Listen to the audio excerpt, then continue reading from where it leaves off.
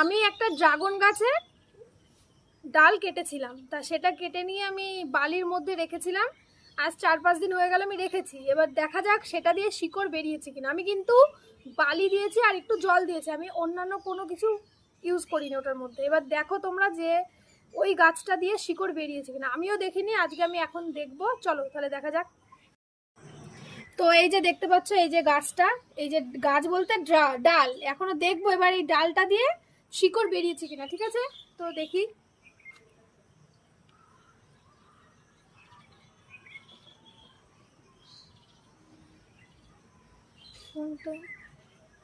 এই যে দেখো শিকড় বেরিয়েছে, মনে হচ্ছে শিকড় বেরিয়েছে। তো চলো কলে জল দিয়ে আগে ধুয়ে নিই, দেখি বালিটা শিকড় বেরিয়েছে কিনা।